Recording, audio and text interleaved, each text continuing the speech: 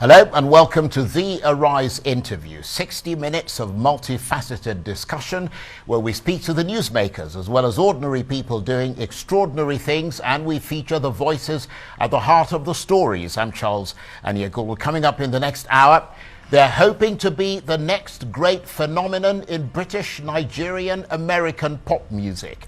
And with their self-produced and self-written band of funky soul about police brutality, tinged with sentimental R&B and rap, the youthful family group known as 3toasts have clocked up more than 1 million hits on YouTube and social media. But can they move up from the fringes into the mainstream of the international hit-making machine that's currently dominated by Afrobeats? We'll speak to the Eyiuche family about their group 3toasts and their dreams of global musical success. Now, my first guests today are known as 3toasts, a singing family originally from Nigeria, but all born and raised in the UK and the US. You may not have heard of them, but their musical career has spanned several years, well before they were even 10 years of age. They may not have enjoyed huge mainstream success yet, but they've notched up more than 1 million hits on YouTube and on social media, where a virtual 3toast fan club is slowly springing up. Individually, they performed as solo artists, with the eldest Ryan earning an elite badge of honor and the title Piano Prodigy even before the age of 9 for his exemplary piano playing. Well, now the boys hope to build on that as a group and to fit themselves firmly in the global spotlight, if school allows, of course. We'll talk about all that with the group in a moment. But first, here they are with one of their big internet songs criticizing police brutality in America. Have you ever buried a child? I have. That was mine. That belongs to me. Every child is a precious gift to all of mankind. Oh my God, have you heard the news? I think it's true, it was this afternoon. He got shot and now he's dead. At least that's what I heard and that's what they said. I don't know what in the world to believe, cause even to me it's still really crazy. I know none of it seems like it is, but they say that it happened exactly like this. Please man, I'm not resisting. Didn't do anything, you gotta listen. I'm serious, we gotta work this out. How did this happen? What is this about? Put your head behind your head. If you do something stupid, I'll have to pull the trigger and step. Stop hurting me, I'm not even moving. What are you doing? This is so confusing. You have no reason to take me in, it's just no right. You're doing this in spite of me. Do you wanna fight? Shut your stupid mouth and get into the car. Otherwise you're gonna make me take this way too far. I did nothing to you, man, I swear. This is not okay, you do this so unfair. That's it, I've had it up to here with you. Now you're gonna have to see what I'll have to do. Cry no more, mama, cry no more. And now you're thinking about him and what could have been. Now he's gone, it's just too much to bear. We shouldn't have to live this nightmare. Cry no more, mama, cry no more. And now you're thinking about him and what could have been. Now he's gone, it's just too much to bear. All our dreams for him now turn into nightmares. Yeah, yeah. Mama, you have to cry no more. Well, that's the music of 3toasts there. A number of people tapping their feet in the studio. Well, joining me from our studios in London are Ryan, Dylan and Brian Eyiuche, known collectively as the group 3toasts. Hello guys, good to see you there. Hey Charles, it's great to be here. Good to see you too. Yeah, lovely to see you guys, Brian, Ryan and Dylan. And let me just ask you first of all, I mean, I know your names are in front of you, but just tell us, identify yourselves, you know, you're the members of 3toasts, you're members of the same family. So let's start with the youngest to the oldest. Give us your names in that order. Well, I'm Brian Eyiuche. Identify yourself. I'm 13. I'm the I'm the third youngest brother in the 3toasts group. Dylan? My name is Dylan Ayuche. I'm the middle child in between the oldest and the youngest. I'm the lead singer and songwriter. I've been writing songs since, before I could even remember. I enjoy writing songs a lot, especially because I can find, a deep connection to the things people tell me and, things going on in my life. So ever since then, I've just been writing songs and singing them, and, I enjoy it really much. And finally, I'm Ryan. I'm currently a college student. I'm the oldest of the three. I play the piano. I've played it for an incredible amount of years, about 14, I believe. And I also produce the music that they all sing to, so. And Ryan, I'm going to talk to you about your piano playing later in the program, because I have to say that when I saw a video, I was absolutely blown away. I mean, you really are good at it. And I imagine that's something you started doing at a very young age. But let me come to you, Dylan.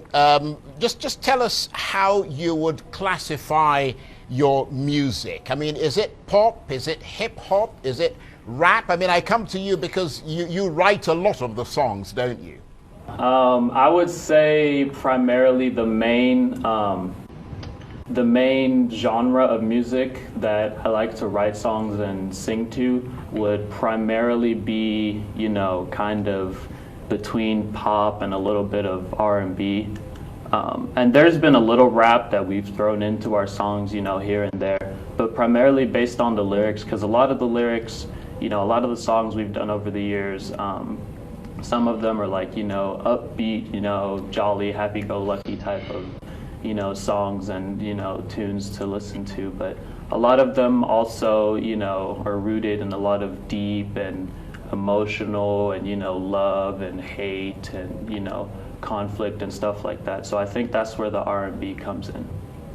Yes, absolutely, because I mean that song we played was I think a lot of people, particularly people living in America, African Americans, Hispanics, that sort of thing, would relate to that, which is probably, I imagine, why it's got quite a lot of hits on social media. But let me go to Ryan there and ask you, Ryan, what is it that influences your music style? Because I seem to notice quite a bit of sentimental ballads, fairly sort of romantic and wistful tales of sort of heartache with lyrics that are a touch saccharine, but also you come from a classical background. I mean, that's why you've been labeled as a sort of piano prodigy. So how does that combine to influence your music style?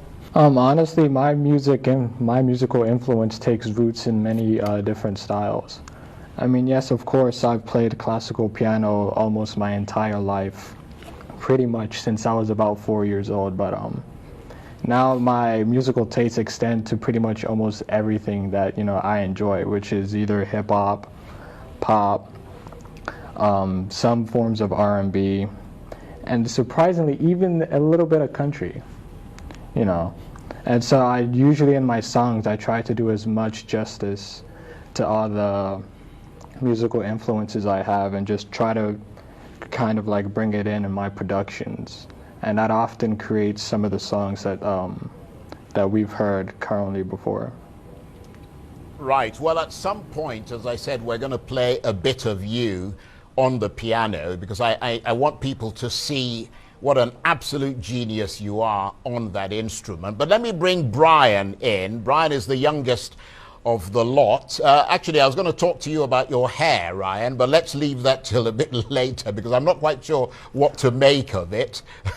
but at the moment, let me bring your brother Brian in. I mean, Brian, what do you bring to the band? I know you polish a lot of the lyrics and you contribute in some ways to the production as well. I am the backup singer, so I kind of help Dylan in the choruses on one of our previous songs called My Way. I help Dylan. I sometimes help Dylan with the lyrics, and I bring that kind of different energy to the group.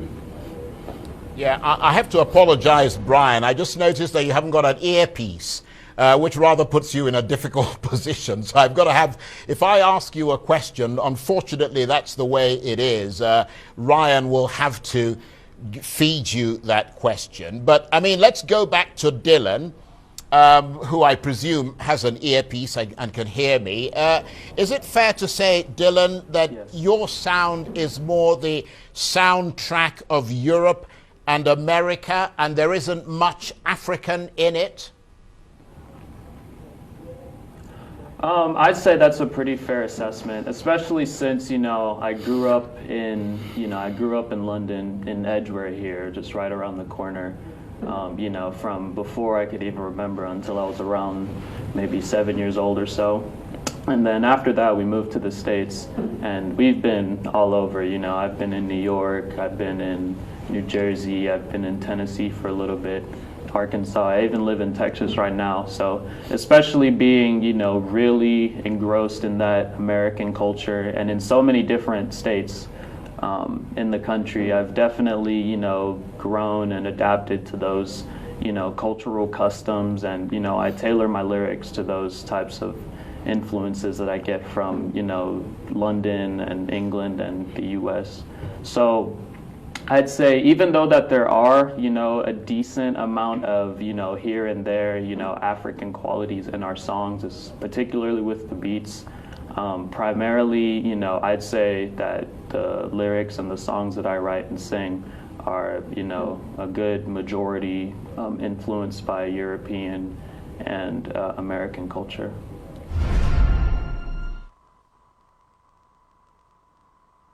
Welcome back to the Arise interview. I'm Charles Anyegolu. Now, on today's show, the British-American-Nigerian pop group 3toasts, three young fellows, all born in the UK, to Nigerian parents, educated in Britain and the United States.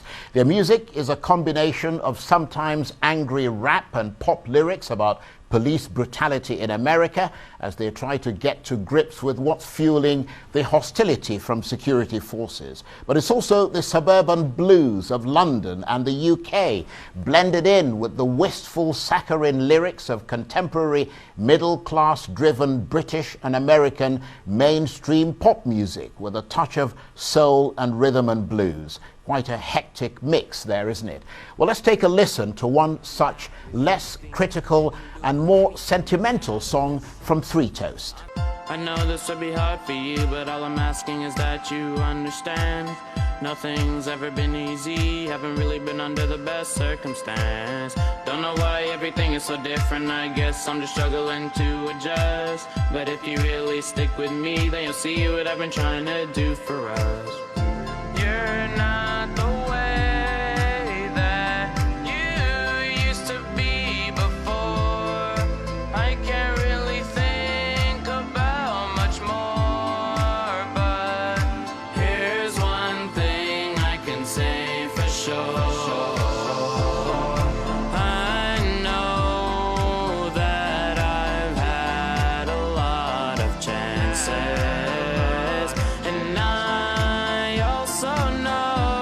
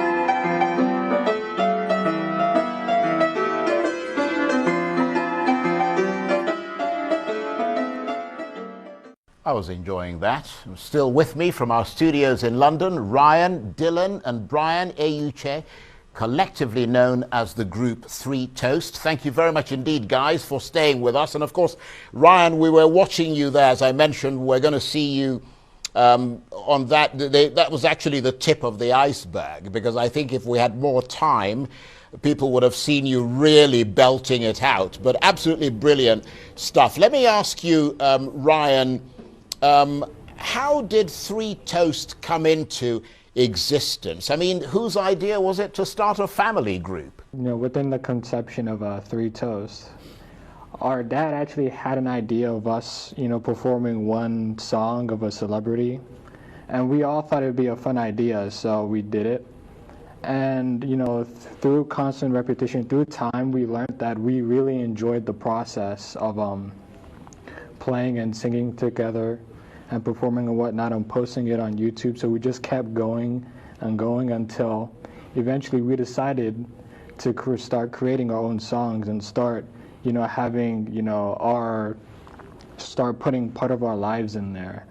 And so, you know, and it all started with like a little GarageBand app on iPad. You know, that's where I started producing. And as I got better over the years, it just kind of, the sound of 3toasts and, you know, the quality of our songs just generally just increased. It got much better until the point that we're where we are now. And hopefully we plan on, you know, to keep getting better and to, you know, produce and collab with other people and, you know, just continue on this musical journey that we're on. Right, okay, well, let me bring Dylan in. I'm just wondering, Dylan, how much has school work got in the way of you guys really focusing on your music and making it big? I mean, because let's face it, you aren't that well known yet, are you? Yeah, that's a great question, because schoolwork definitely plays a huge role into, especially time, into the time that we have to do a lot of these things. Because, you know, for example, on a weekend, you know, all of us will finish a song and we'll be really pumped, you know, to go to the studio, record it, make the video, put it on YouTube. And then, you know, out of nowhere, my teacher's like, hey, you have that paper due, or hey, you have that project and that assignment due.